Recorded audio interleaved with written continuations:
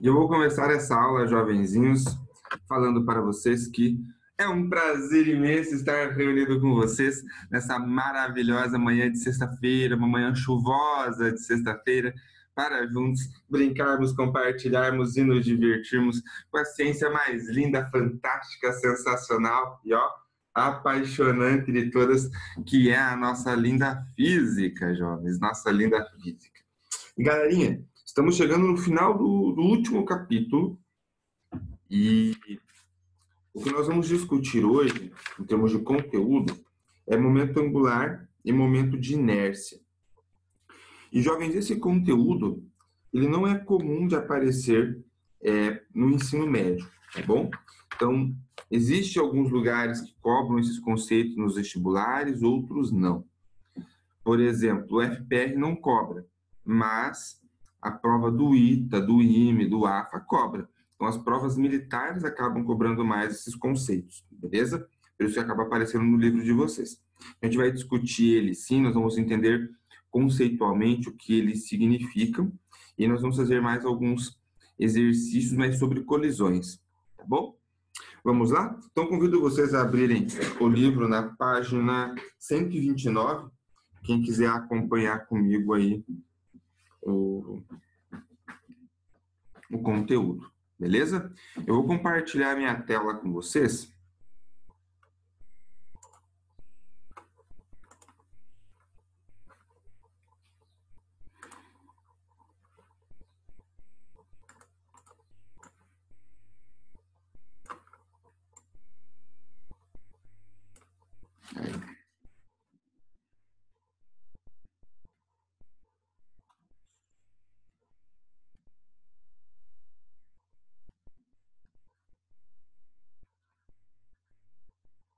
Olha só, há poucos dias atrás nós tratamos sobre o momento de um corpo, a quantidade de movimento de um corpo.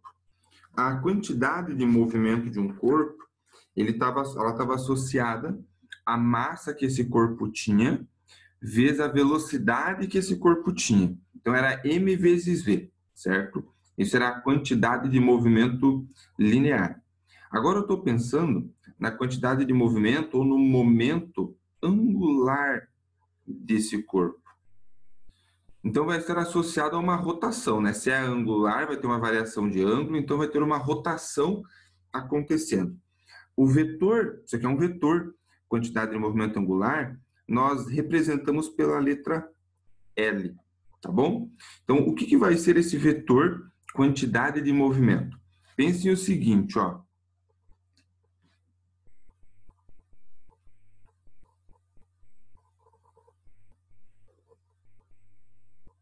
Eu vou tentar fazer aqui uma superfície.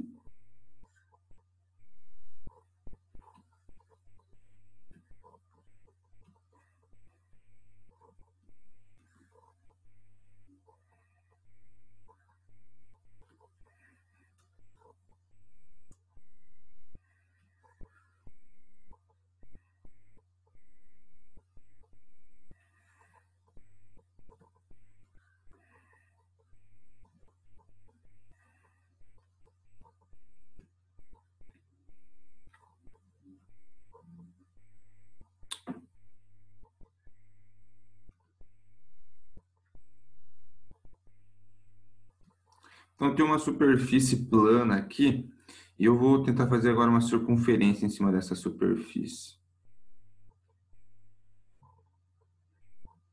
Não fica muito como eu queria. Mais ou menos isso aqui.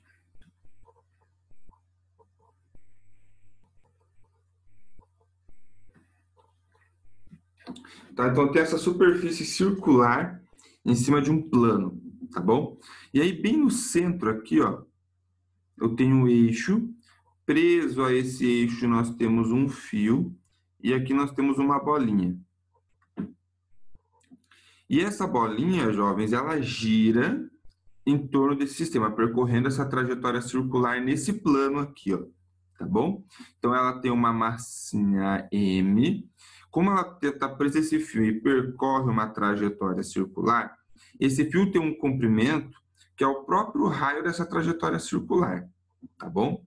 E existe aqui uma velocidade angular. Beleza? Existe uma velocidade angular, ela está girando no sentido anti-horário. Como que eu calculo essa quantidade de movimento angular, jovens? Vai ser o produto da massa vezes esse raio ao quadrado, o resultado disso, ó, multiplicando o vetor velocidade angular. mr ao quadrado vezes o vetor ômega. Deixa eu colocar aqui, ó. Para quem chegou um pouquinho depois, eu falei no comecinho da aula que esse conteúdo ele não é comum de ser passado no ensino médio, tá bom? Justamente porque isso aqui é um produto vetorial, então o método que você acaba usando para resolver ele é um pouquinho mais sofisticado. Mas, conceitualmente, a gente pode interpretar, sim, o que está acontecendo e ver algumas situações interessantes. E eu falei também que os vestibulares normalmente não cobram esse conteúdo. Os que cobram são, por exemplo, o ITA, IAFA, os vestibulares preparatórios aí, que selecionam para atividades militares, eles acabam cobrando, tá bom? Mas a UFPR, por exemplo, não cobra. O PUC também não cobra, tá bom? Então, momento angular é isso. Jovens, o que está associado ao momento angular?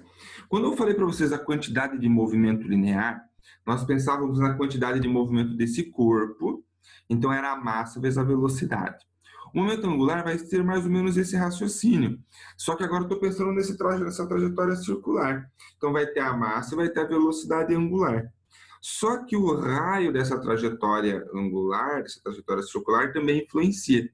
Então aqui nós vamos ter a massa, nós vamos ter a velocidade angular e também o produto pelo quadrado do raio da trajetória circular nesse sistema.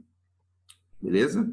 Então essa vai ser a relação que você vai ter para momento angular, tá bom? Então está associado à quantidade de movimento rotacional, pensemos assim.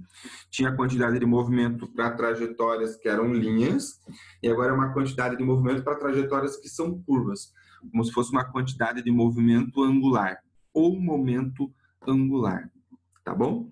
Jovenzinhos, para que nós usamos esse conceito? Por que ele é importante?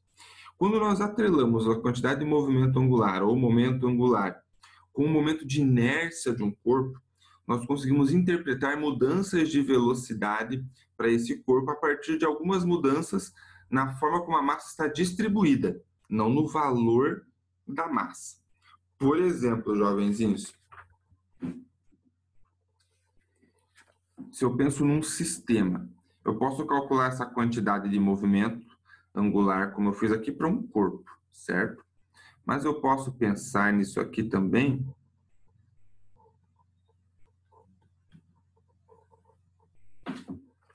num sistema, porque eu quero pensar numa conservação. Pode ser para um sistema ou pode ser para um corpo só.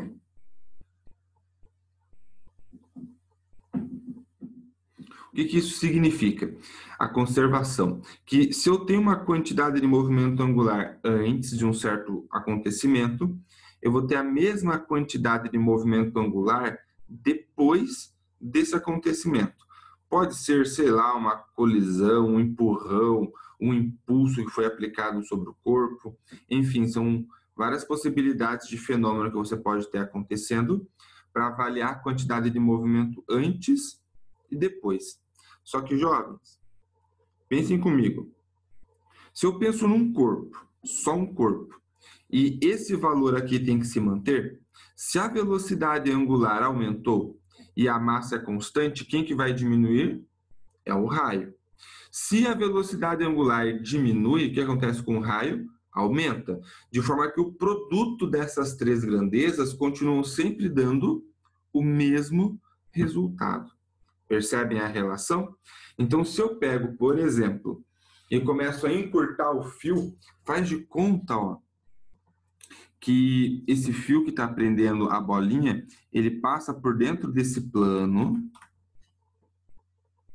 e vai lá para baixo da mesa. Então tem alguém segurando esse fio aqui, tá bom? E daí isso aqui está girando e eu começo a puxar esse fio para baixo. Então o que acontece? Essa bolinha começa a chegar mais perto do eixo de rotação. Ela começa a girar agora, ó.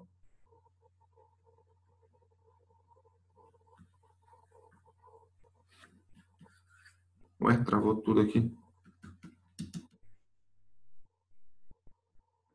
Voltou. Ela começa a girar, ó, nessa trajetória circular tracejadinha que eu fiz aqui, ó. Eu diminuí o raio dela, que não diminuiu. Quando eu puxei o fio, o raio da trajetória circular diminuiu.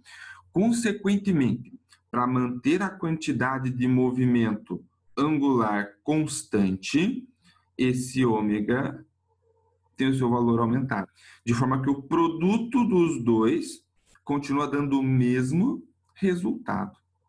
Beleza? Então, você diminui o raio, você aumenta a velocidade angular. Se você aumenta o raio, você diminui a velocidade angular.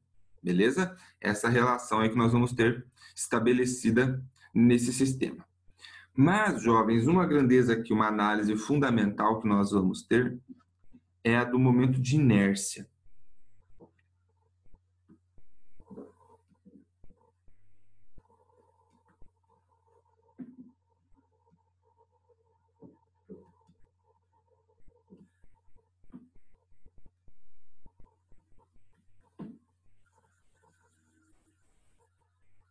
O que vai ser o momento de inércia? Se vocês pararem para pensar comigo, primeiro, o que é o conceito de inércia? Inércia é o corpo manter a tendência de movimento, manter a tendência de repouso. Então, o momento de inércia do corpo está associado à intensidade de inércia que ele tem. Então, o quão ele tem de manter esse movimento de repouso ou esse estado de movimento, estado de repouso e esse estado de movimento. Por exemplo, você tem vindo na sua direção, jovenzinho, um carrinho de bebê e um carro, um automóvel, tá bom? Uma Kombi e um carrinho de bebê. Os dois estão descendo uma ladeira na sua direção, os dois estão com a mesma velocidade e um dos dois vai colidir com você. Qual que você prefere que colida com você? O carrinho de bebê? Por quê? O momento de inércia do carrinho de bebê é menor. Então, você vai sofrer um impacto menor com o carrinho de bebê. O momento de inércia da Kombi é muito maior, é mais difícil você fazer a Kombi parar. Então, na colisão, o impacto vai ser maior, ela vai machucar mais você, porque ela vai ter uma inércia maior, ela vai ter uma tendência maior de manter o seu estado de movimento. Mas, jovens, calcular esse momento de inércia não é fácil. É bastante trabalhoso, é bastante difícil. Por quê? Cada corpo tem um formato diferente. Consequentemente, vai ter um momento de inércia diferente. Então, depende do formato, depende da massa, como que a massa está distribuída.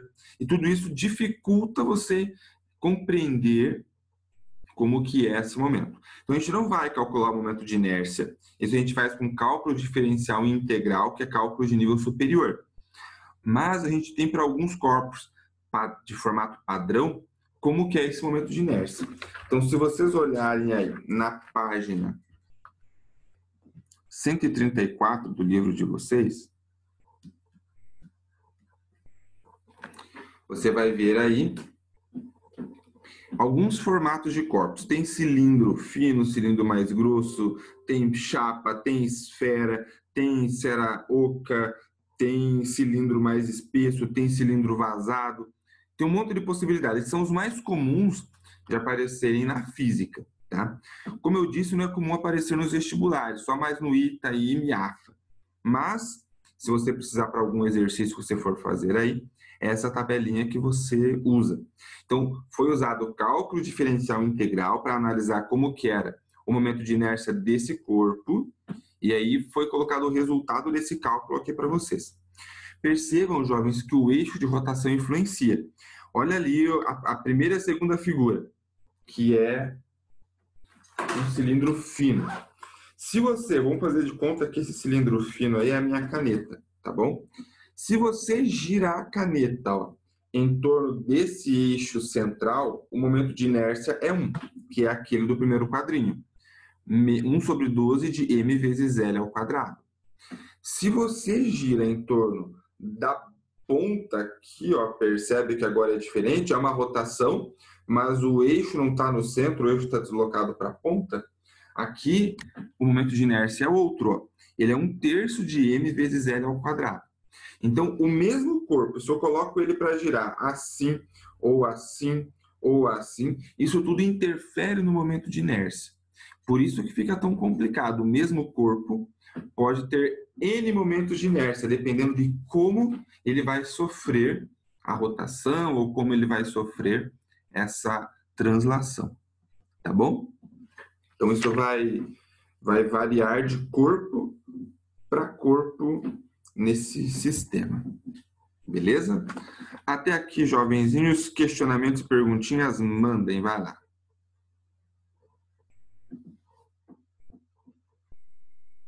Bom dia, professora Sandra, seja bem-vinda.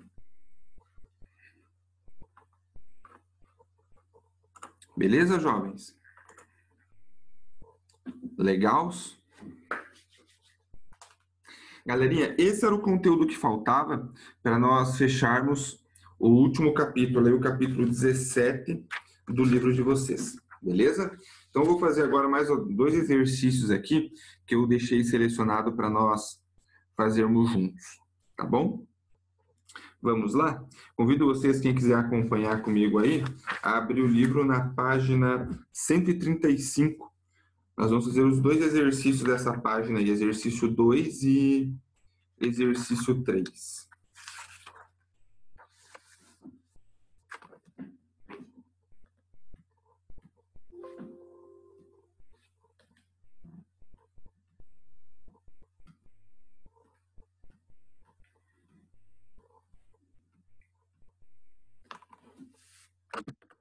O 2 diz assim, ó. Uma esfera de massa m1 igual a 3 kg, movendo-se com velocidade constante, v1 igual a 2 metros por segundo, colide frontal e elasticamente com outra esfera de massa m2 igual a 1 kg, inicialmente em repouso. Determine as velocidades das esferas imediatamente após o choque. Então, vamos anotar as informações que nós temos aqui, ó. A massa 1 vale 3 kg e a velocidade 1 antes do choque, 2 metros por segundo. A massa 2 é de 1 kg e a velocidade dela antes da colisão era 0, ela estava em repouso.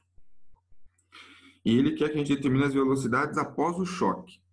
Então, ele quer V1 depois e a velocidade 2 depois. Nós não sabemos quanto é. Beleza?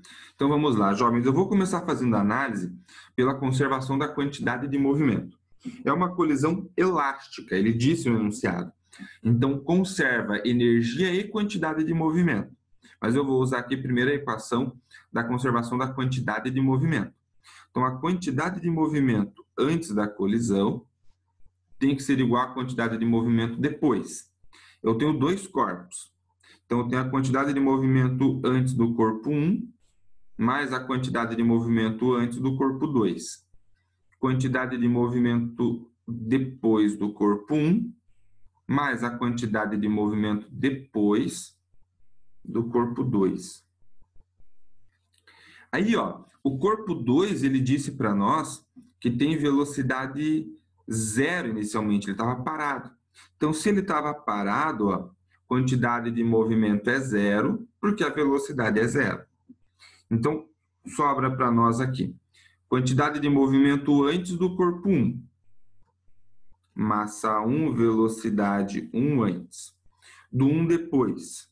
Massa 1, velocidade 1 depois. massa 2, velocidade 2 depois da colisão. Legal?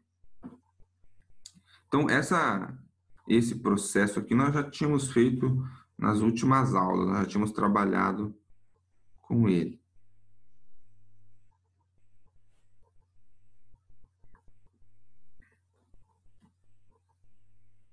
Então, vamos substituir os valores que nós temos.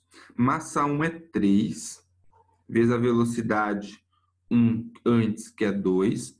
Massa 1 é 3, velocidade 1 depois, eu não sei.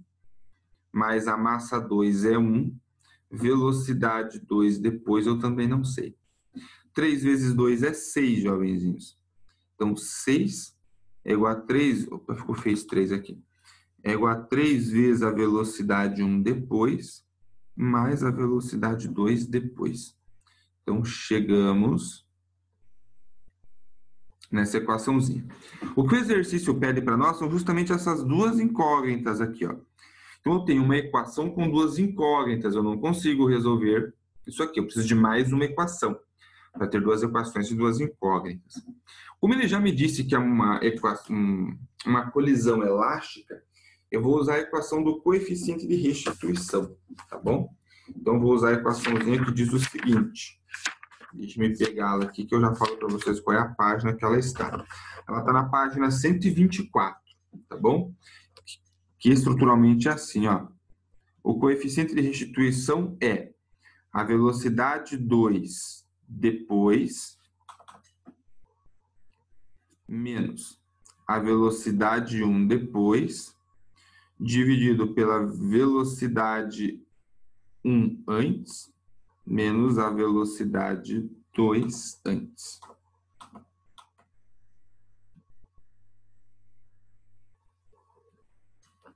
Beleza? Galera, quando a colisão é elástica, o coeficiente de restituição é 1. Lembram quando dava 0? Você tinha uma colisão totalmente inelástica, entre 0 e 1, parcialmente elástica, e igual a 1, totalmente elástica. Então, já sei que esse coeficiente de restituição é 1. Velocidade 2 e 1 depois da colisão, nós não sabemos. Inclusive, é o que nós precisamos descobrir. A velocidade 1 antes é 3 e a velocidade 2 antes é 0. Beleza? Então, 3 menos 0, jovenzinhos, fica 3. Ah, mas não é massa, é velocidade, né? Vamos arrumar aqui, ó. É que eu coloquei o valor da massa, aí é a velocidade, perdão. Aí, 2 menos 0 fica 2, que fica desse lado aqui dividindo, eu já vou passar para o outro lado multiplicando, tá bom? Então, nós vamos ter aqui no final do dia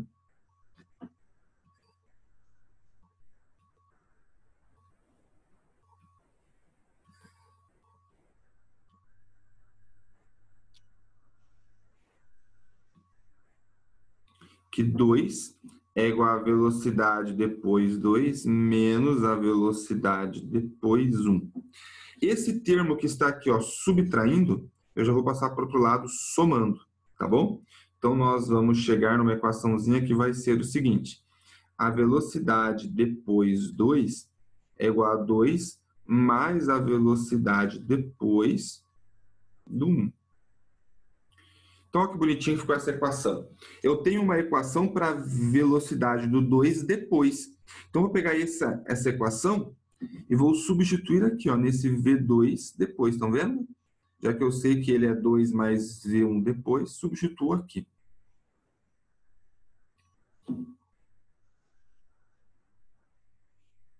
Então, vai ficar o seguinte.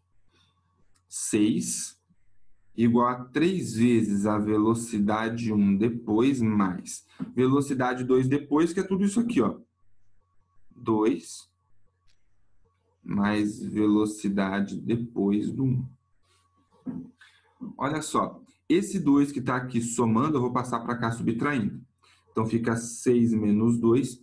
3 vezes a velocidade 1 depois, mais a velocidade 1 depois, dá 4 vezes a velocidade 1 depois. 6 menos 2 é 4. Esse 4 que está multiplicando, eu passo dividindo. Então, jovenzinhos, a velocidade do corpo 1 depois da colisão é 1, né? 4 divididos por 4 é 1. 1 metro por segundo. E agora o que eu vou fazer? Eu vou pegar esse valor de 1 metro por segundo e vou substituir aqui, ó, na equação do corpo 2 depois, para saber qual foi a velocidade dele, porque ele pede dos dois corpos. Portanto, a velocidade depois do corpo 2 é 2 mais 1, né? Mais a velocidade do corpo 1 depois. Então, a velocidade depois do corpo 2 é igual a 3 metros por segundo.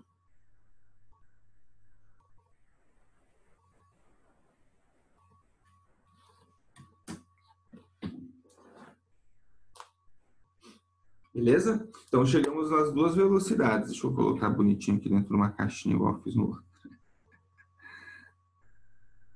Aí, calculamos a velocidade do 1 e do 2 depois da colisão. Tinha outro caminho, jovens? Tinha. Você poderia fazer aqui a conservação da quantidade de movimento, obter uma equação. E a segunda equação, ao invés de você fazer pelo coeficiente de restituição, você poderia ter feito por conservação da energia. Também dá certo, só dá um trabalho matemático maior. Porque como vai ser a energia cinética, a velocidade está ao quadrado. E aí, matematicamente, dá um pouquinho mais de trabalho para você resolver. Mas também dá certo. Aí fica a seu critério qual que você escolhe. Tá bom? Questionem, perguntem, argumentem, jovenzinhos, sobre esse exercício. Vai lá. 3 segundinhos para perguntas. E daí nós vamos fazer mais um. Vamos fazer o 3 na sequência.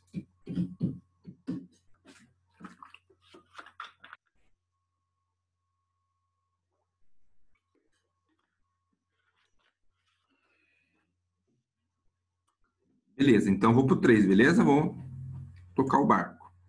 Se quiserem dar um print na tela, agora é a hora. Porque eu vou trocar de lousa.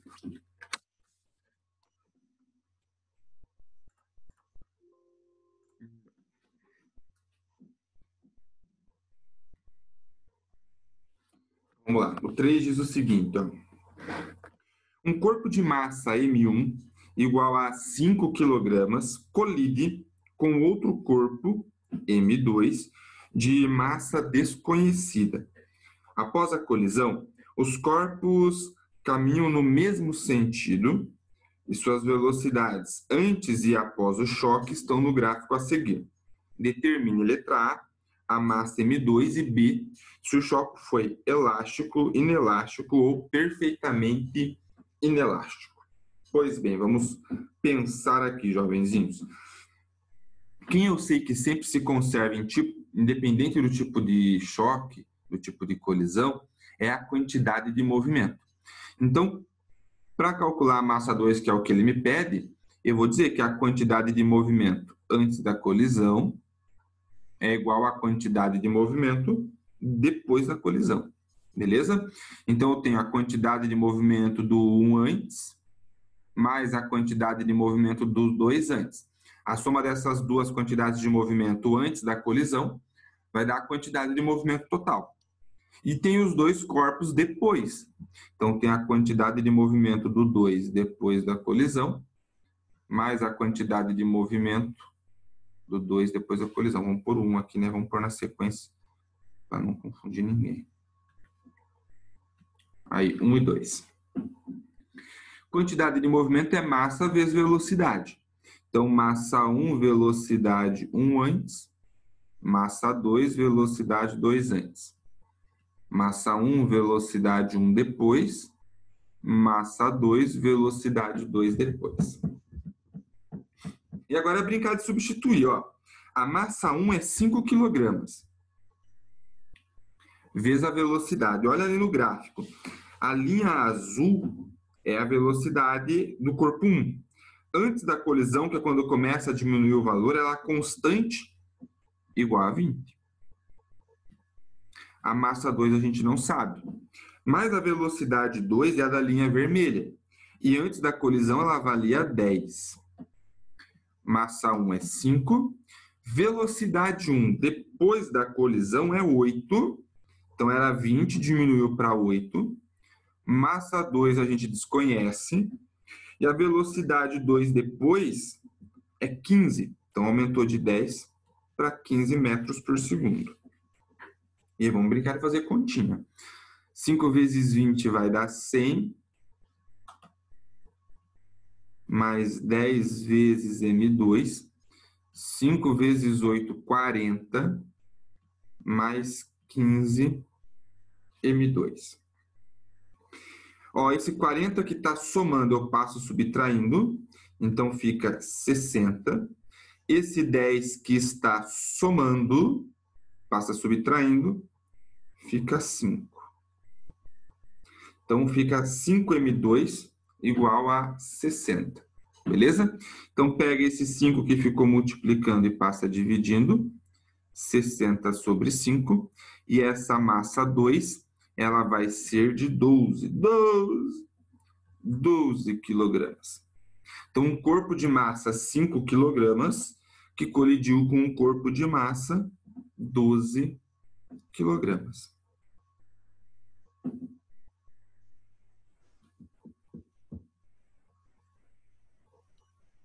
Beleza? Legal, jovenzinhos. Agora, vamos ver o que ele pede para nós na letra B. Ele quer se o choque foi elástico, inelástico ou perfeitamente elástico. Galera, para a gente ter essa informação, nós vamos ter que fazer o cálculo do coeficiente de restituição. Então, vamos lá. O coeficiente de restituição é a velocidade do 2 depois da colisão, menos a velocidade do 1 depois da colisão, dividido pela velocidade do 1 antes da colisão, menos a velocidade do 2 antes da colisão. Então, vamos lá. Velocidade 2 depois, tá aqui, ó, é 15. Você pode tirar aí do gráfico, se você quiser. Eu já vou tirar aqui do cálculo, porque para mim fica mais fácil. A velocidade 1 depois é 8. Velocidade 1 antes é 20 metros por segundo. E a do corpo 2 antes, 10 metros por segundo. Então, 15 menos 8 são 7. 20 menos 10 é 10. Portanto, fica 7 sobre 10, jovenzinhos, que vai ser 0,7. Jovens, se deu 0,7, é um resultado entre 0 e 1. Então, a colisão ela vai ser parcialmente elástica. Nesse enunciado, o exercício coloca assim, né? Se o choque foi elástico, inelástico ou perfeitamente inelástico. Então, o que ele está chamando de inelástico aqui é o parcialmente elástico, tá bom? É possível dar esse nome também, só não é comum nós usarmos essa nomenclatura. É elástico, parcialmente elástico e totalmente inelástico. Mas existe essa possibilidade também. Mas eu vou manter aqui o nome mais comum de nós usarmos para se referir a esse tipo de colisão, que é o parcialmente elástico. Beleza? Gatinhos e gatinhas, até aqui. Abram o coraçãozinho de vocês e mandem perguntinhas e questionamentos. Vai lá.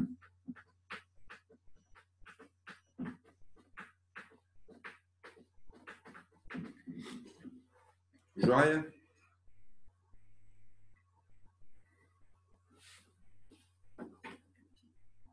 Beleza? Galerinha, então é o seguinte, nós temos mais 7 minutinhos de aula ainda e eu quero conversar com vocês um pouquinho. Vou dar 2 segundinhos para quem está anotando acabar de anotar, que eu vou interromper o compartilhamento de tela, tá bom?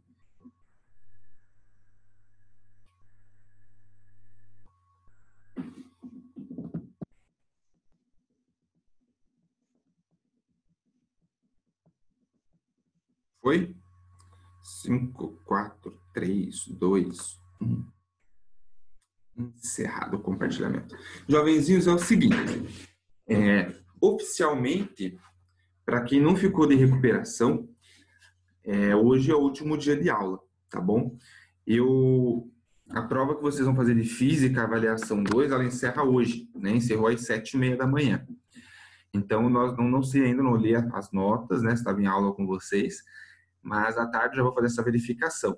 Então, semana que vem, oficialmente participa da aula quem ficou de recuperação. Lógico que todos estão convidados a assistir a aula, se quiserem, não tem problema, mas o objetivo vai ser revisar os conceitos principais para a prova de recuperação, tá bom? Então, fica a dica aí.